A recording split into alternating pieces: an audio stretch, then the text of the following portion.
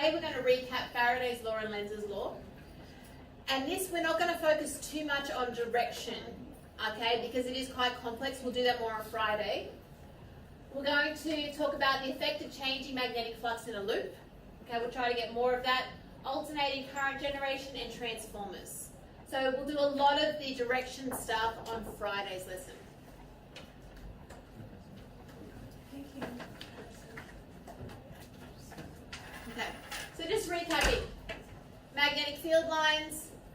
I'm going to think now that you guys are probably, after last week, okay with the idea of north, south. We've got magnets. What are you going to have? You're going to have magnetic field lines coming out of it. Which way are the arrows going? From north to south. So they're going to be going like this. And then they are closer, the closer to the magnet. And they get further and further apart as they get further away from the magnet, and the magnetic field strength decreases. You've also learnt last week about the idea of having a wire. So if it's going point, what does the point mean? It's coming out, and it's going to create a magnetic field that goes anti-clockwise. Or am I going the wrong way direction? Am I back to front? No, I'm the right way around. And then this one's going into the page. So, okay. So these ones are in loops. There's no north and south. Okay? Here, north and south. The other ones, you guys can recap yourselves. So you started talking about this at the end of last week. So I had a big chat in with Chris, and he said that you started to touch on Faraday's law. Who's learned about Faraday's law before? Anybody? Yeah, bit? Yeah, okay, wonderful. So I need you to get your fingers out. Okay, fingers out. Everybody should get their fingers out. You need to get your fingers out. Fingers out, fingers out, fingers out. Right hand fingers. Okay? So here's my fingers. Some of you will have done this before. Who's done this? It's like I'm shooting a gun. I can never remember this one, but fingers here. So we have fingers are flux. Fingers are flux, magnetic field. So here's my fingers. If I've got dots here, what does this mean about the magnetic field? It is coming out of the page. So here it is, out of the page.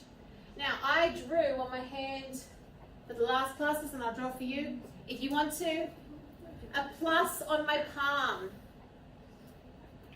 So for this, my fingers are coming out this flux. My thumb is the velocity. It's the direction that my wire is moving. Okay? So here, my finger's coming out, my wire is moving that direction. And the force, that is the force on the charges, positive, like Iron Man, positive. You know, Iron Man, anybody got it? You know how it's like, meow, meow. Okay, so here's my force. Okay, so my positive charges is the force, it's on my palm. So if I've got my fingers are my flux, my thumb is the velocity that I'm moving the wire, and my positive charges are experiencing a force down the page. Okay, everybody got that? Everybody should have their hands out. Fingers out, get your flux going. There's my flux. Thumb, velocity the wire is moving. Okay, and then my positive charges are moving down. Okay, you can do it if you want to do this.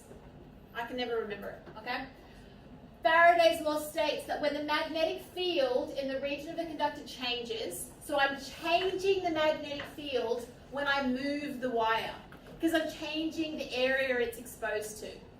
Okay, and the electromagnetic force, or EMF, is induced across the ends of the conductor. So when I move this wire, so when I move that wire, I'm experiencing a change in magnetic field, which is causing the charges to move inside the wire.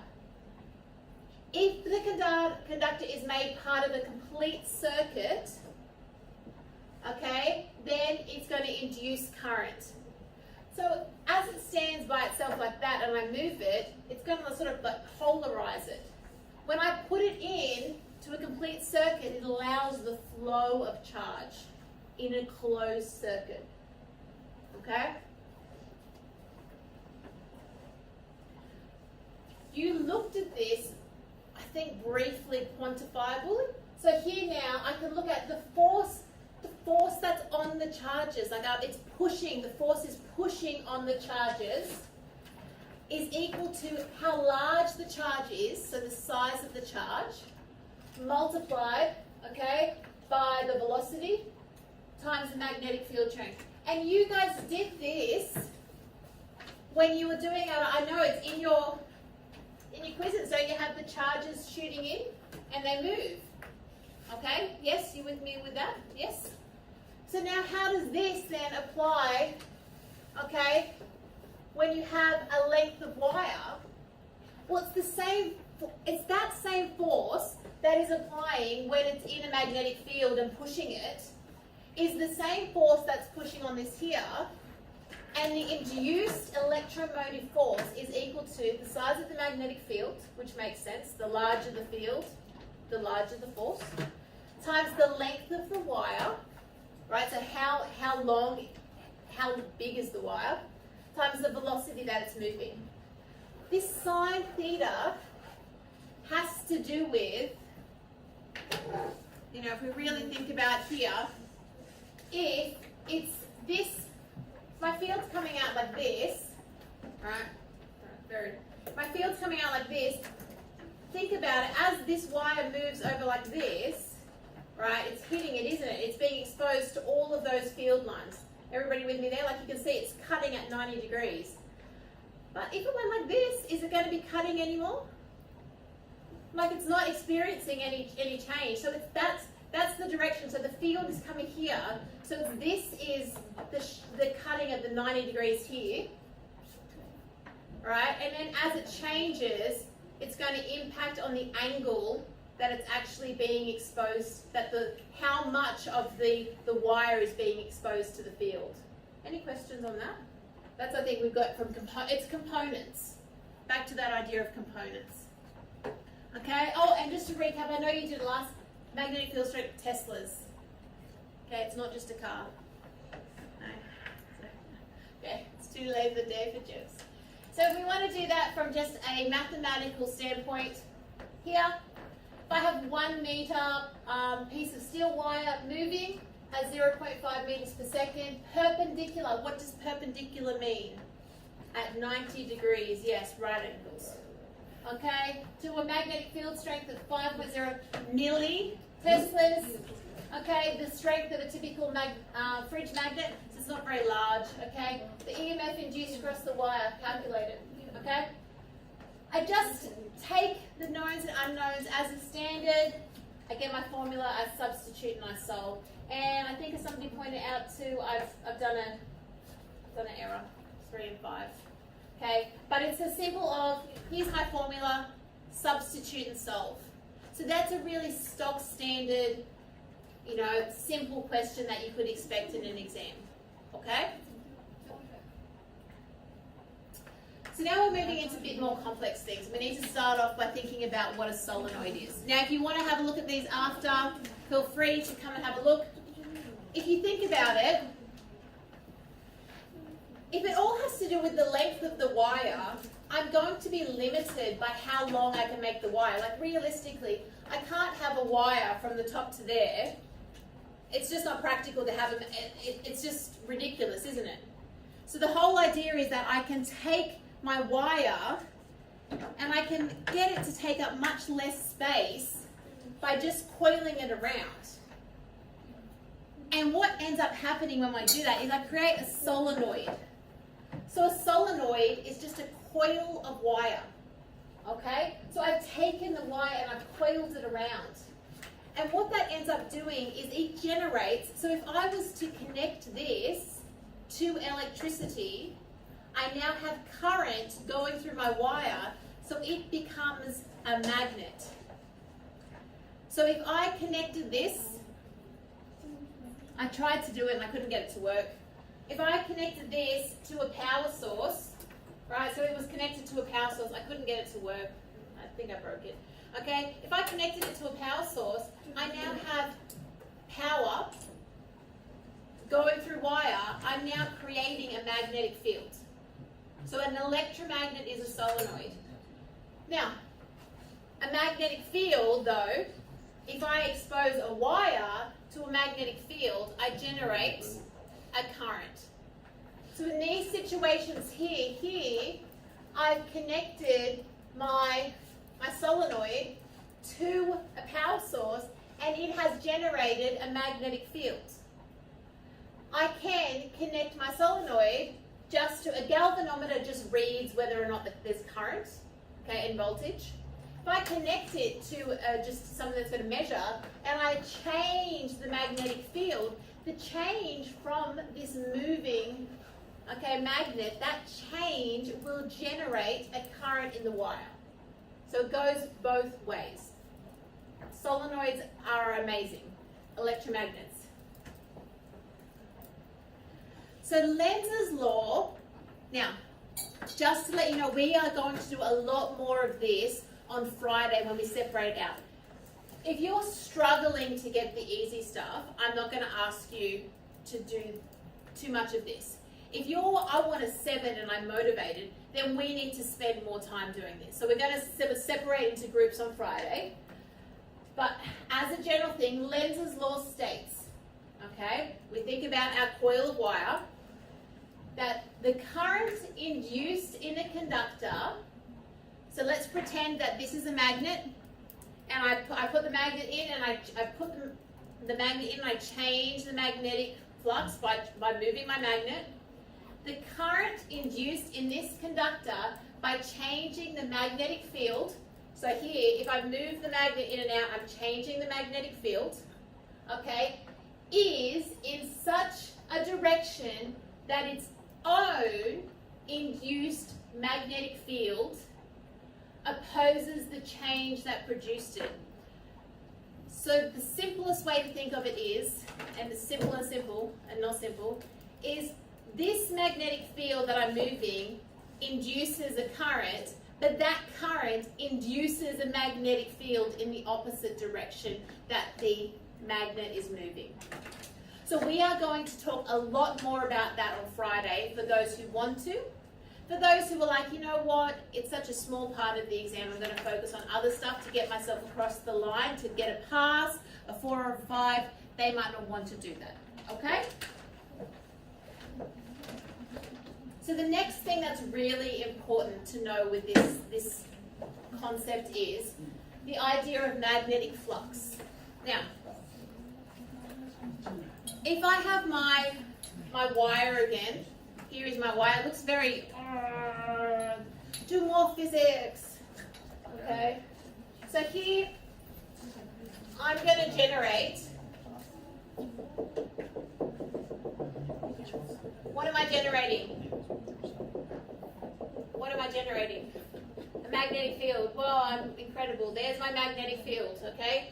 So here is my magnetic field, okay? It is coming out of the board.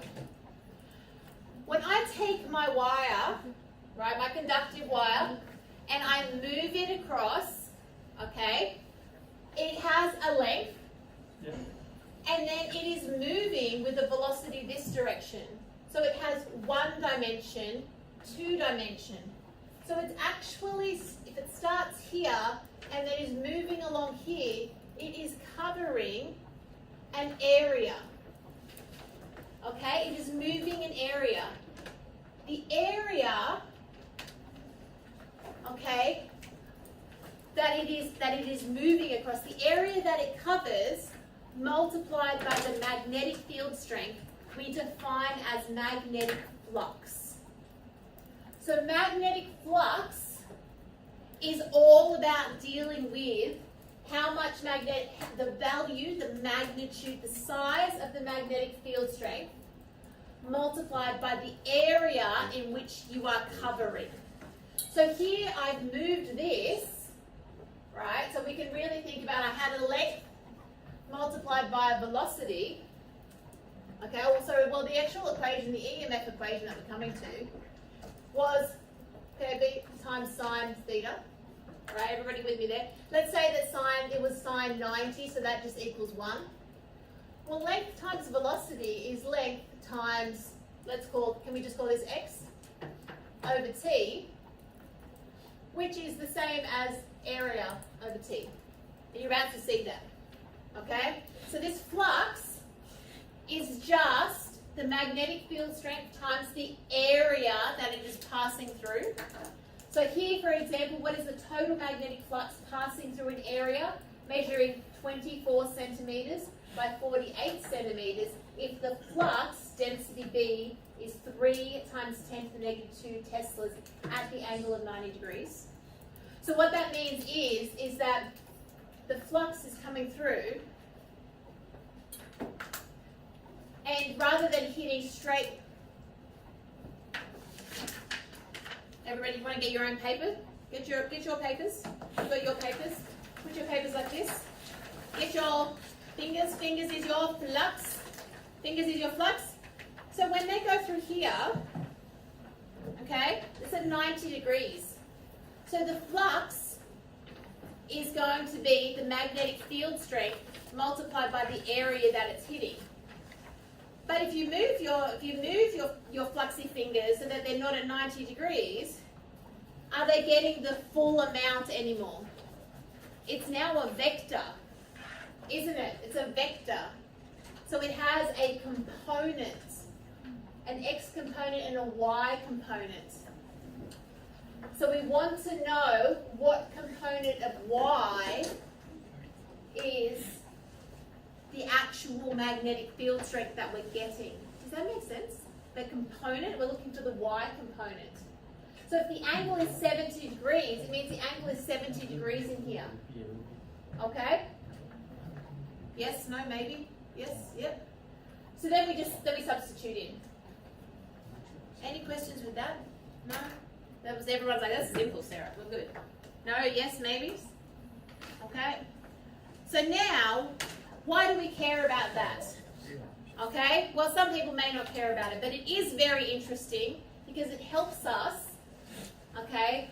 Helps us, if we understand the idea of flux, it's easier when we understand the idea of having coils, okay? Because we're generating length and we've also got an area, okay? So the whole idea of having this, oh, I've gone too far, sorry. Let me take a step back. I'm rewinding. I'll take a step back before I explain that and think, well, when we have a solenoid, okay, now, and previously, all right, here, I had here my length of wire moving with the velocity in a magnetic field, okay? So now I have a solenoid,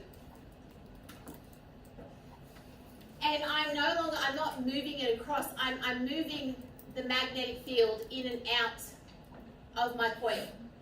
Okay, so it's just a different way. I can either move my coil, I can move my rod, okay, to change the magnetic field because I changed the area, or I can move my magnetic field.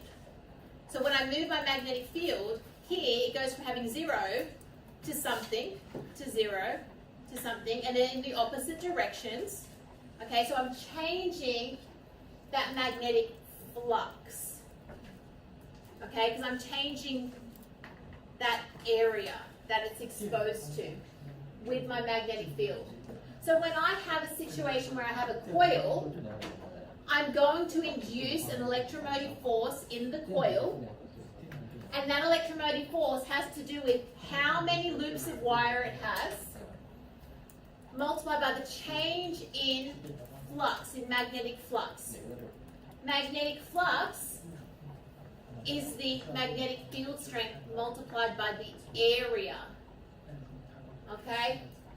Then it's all divided by time. This equation over here had time because it had velocity. Because velocity is the change in displacement over time. Okay, so this is, like I said, this is the trickiest it's gonna get. Okay, 5 to 1, how do we feel? Are we getting it? Are we okay with it or no? We're not doing too much directional stuff till Friday. 5 to 1, how we feel? Is that a 0 or a yes, I've got this? 0. It's a 0.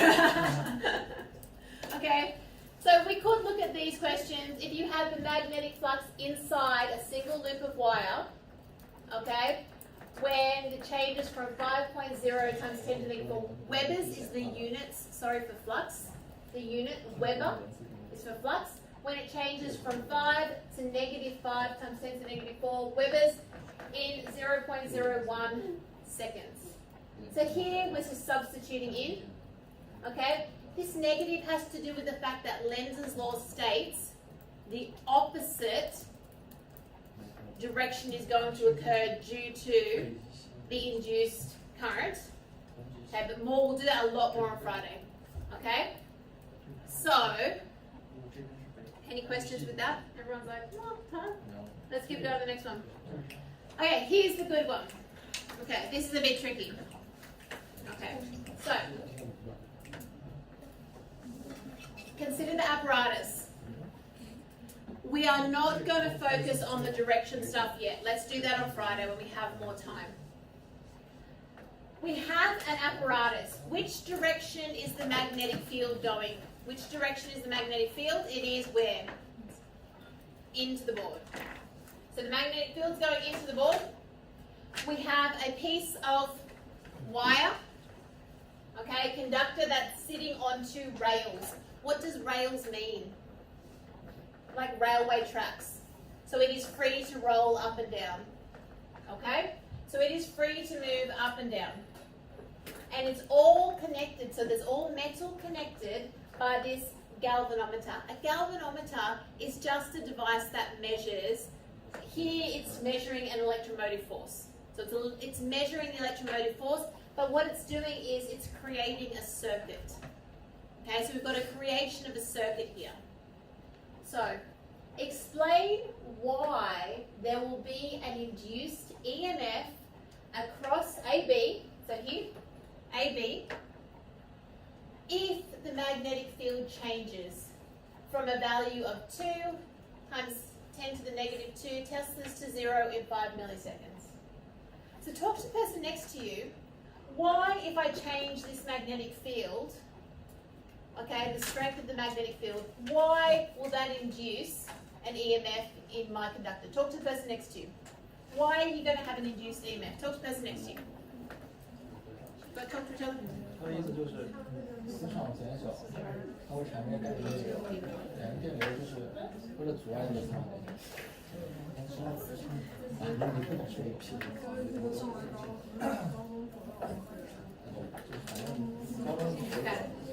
Back to the board in 5, 4, 3, 2, 1. So, the flux through the loop changes because we go from 0, from 2 times 10 to the negative 2 Teslas to 0. So we have a change in flux. So we have a change in flux, okay? And because of that change in flux, it's going to induce an EMF. So anytime you have, here, I move the magnet, anytime I change the location of the magnet, okay, I am inducing an electromotive force in the current. So what does it mean to induce an electromagnetic force? It is the pushing on the charges in the conductor. That's the force that is pushing the charges. Okay? Next question. So think about a question like this. Calculate the value of the EMF and the direction of the induced current around the loop A, B, C, D. Now we're going to do direction a lot more on Friday. I just don't have time. Okay? So let's focus on the calculations. And we can read through this. Hands up who's done Lenz's law before. Yeah, so you kind of already around it. It is quite tricky to get your head with the whole idea that it's the opposite. It blows my mind. I'm like, oh, okay, I've got to stop myself, okay? So here though, with a question like this, it comes back to the EMF is the number of loops, and here we only have a single loop, so the number of loops is 1, and it's the change in magnetic flux over the change in time, okay? So here, the area is constant, but we have a change in magnetic field strength because it goes from 2 times 10 to the negative 2 to 0. Okay, and it does that over time. So we just take our values and we substitute in. The area is given on the diagram. Okay, that length. Any questions? No? And Lenz's law will require the decreasing magnetic field to be opposed. And that's opposed because of the induced current. Hence, the induced current around the loop will produce its own field to reinforce the original field lines. This requires a clockwise flow of conventional current around A, B, C, D. We're going to do a lot of that on Friday, okay, for those who want to, because it's the trickiest thing, okay? Any questions, ladies? No? Yep. So let's stick with the mathematics today. So, if the rod is now moving, so it now has a velocity, but the magnetic field remains constant, will there be an induced EMF? Well, yes, because now we're not changing the magnetic field strength, we're changing the area, okay? So because the area is changing, it all comes back to this whole idea that we have a length times the velocity, so that's that second dimension, that area change, okay? So there is going to be, because the area is changing, even though the magnetic field strength is keeping the same. Okay? And the last question for this bit is looking at calculate the value of the EMF and the direction of the induced current. Okay, so we'll do the direction of the induced current a lot on Friday. So let's focus on this here now. Here it's just substituting in. But remembering, you're required for the exam to know this relationship here. You know, this area here, okay, because it's this change in area of the change in time, relating it back to this one here. Okay, but then that's pretty okay, but then it's just substituting in. And we're going to talk a lot more on Friday about this whole idea that current will flow from A to B to create a force on the rod in the opposite direction to its direction of motion. And it all has to do with the fact that it's now in a closed circuit, so it's producing its own opposing field, and that's a bit tricky. Okay? Just to get through, two more things we need to know. And this is a huge, huge week. In order to go through this, I need everybody to get their papers. Papers. Okay. Okay, get your papers out. Now I'm going to do alternate first and then direct. I'll come back. So, there is not a lot of this going to be on the exam. So what you need to know is very, very simple stuff with generators, because we just don't have time. Okay? So I want you to think about this, and I already kind of tried to draw on this one, as being, this is my loop of wire. This is your loop of wire. So I have a loop that is coming in and going around. So this is my loop of wire. So this here is my loop of wire. So you all have a loop of wire now. So get your loop of wire. And then you've got these little fingers, and they are your flux fingers. Get your flux out. I should see everybody with your flux. Flux. Get your flux out. So now, okay? This is the thing we need to think about. We'll try to link it in. If, right, with our paper, I want to generate current.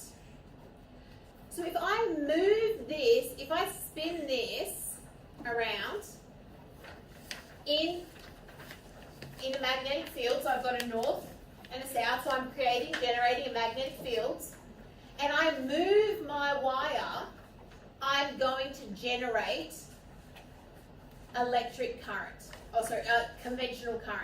Regardless of whatever current, I'm going to generate movement of charge, aren't I? Yeah.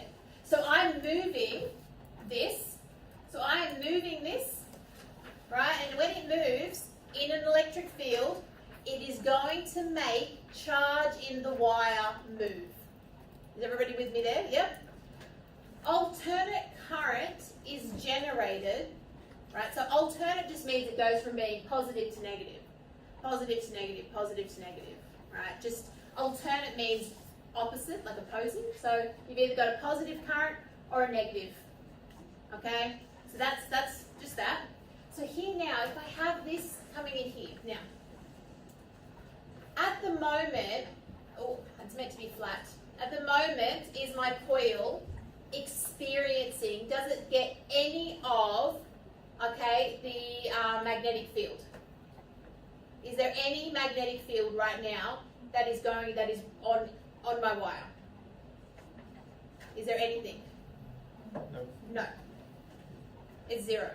So right now, I have, okay, right now there is a magnetic field. At this point, and we're going to start to move it, there's nothing. Now when I start to move it, because now remember you have to have motion, there has to be movement for there to generate electromotive force. So as I start to spin my coil, and it goes around, my coil here, I start to be exposed, the area, so my magnetic flux, okay, starts to get larger. So here my magnetic flux is zero because the area is zero.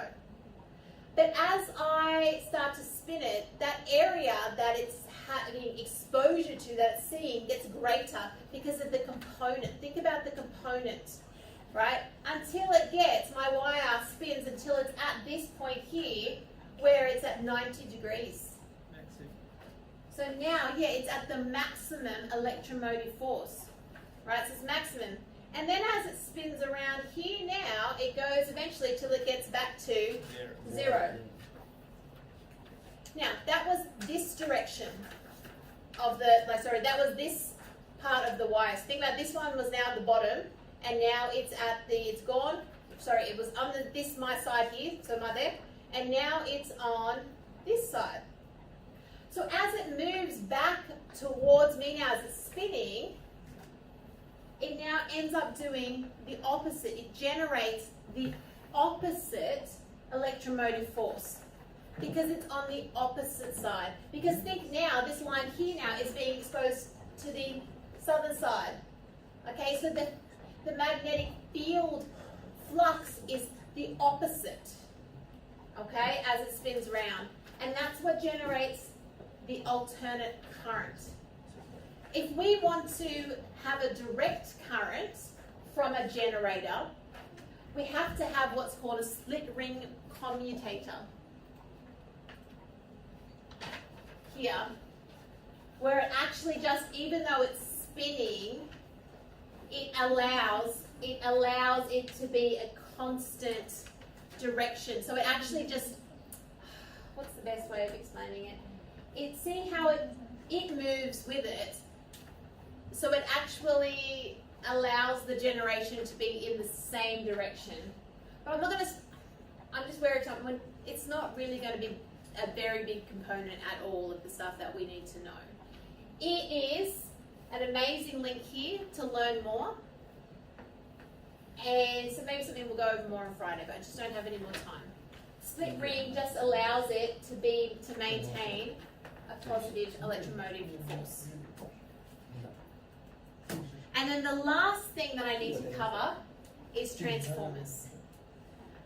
So when we have a transformer, transformers only work with alternative current. Do you want to talk to the person next to you? Why would a transformer only work with alternating current? So a transformer is robots in disguise. No, transformer, anybody used to watch that? So transformer transforms the voltage from one thing to another. So for instance, we have 240 volts power coming out of our power points. Your mobile phone only wants 5 volts. You have to transform that 240 into 5. And we do that using a transformer. And this is the simplest of them. So a transformer, it uses alternating current. Can you guess what? Because an alternating current, what do we know about alternating current? It's constantly changing, isn't it? It's constantly changing alternating current, which means that the magnetic field that it's producing is constantly changing. So with a transformer, it's an iron core. We use an iron core because it emphasizes the effect of the magnetic field. The primary coil is simply,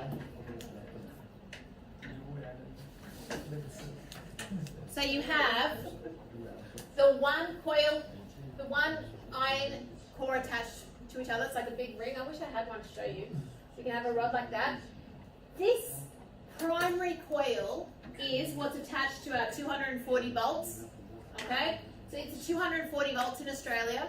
I think US has 110. Does anywhere else have different? Do you have 240 or 110 at home? 220. 220, yeah. So 220, yeah. So that's what's coming into the primary coil. Like, okay, the primary coil. This primary coil, what do we know about when we put a current through a wire? What does it produce? A magnetic field. So it induces a magnetic, it creates a magnetic field, and then the secondary coil experiences that magnetic field, which turns that into a current. So it uses this, generates a magnetic field, and then that magnetic field, okay, causes the induced current because of this magnetic field that's made. And it's not a constant magnetic field, it's a changing, because the alternating current is constantly moving it backwards and forwards, changing it. So we shift, shift, shift, shift, shift. So this shifting, okay, is what's then causing this coil to experience that induced current. And if you like, I don't care that much about that.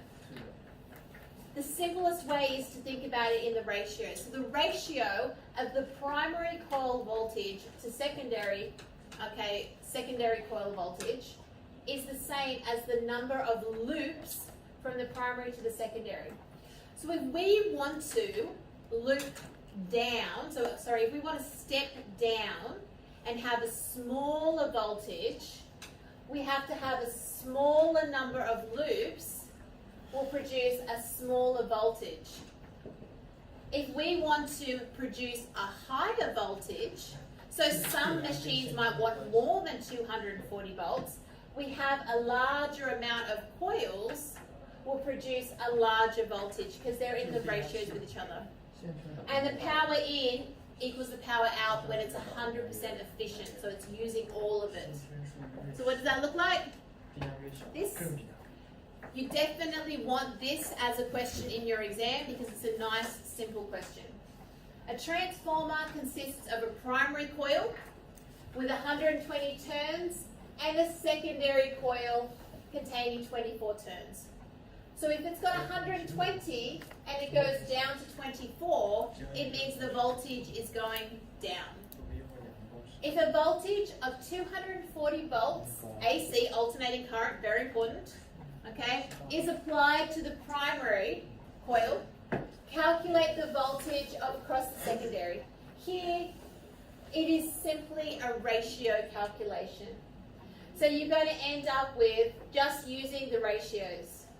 You know, we're just popping the mathematics in, okay?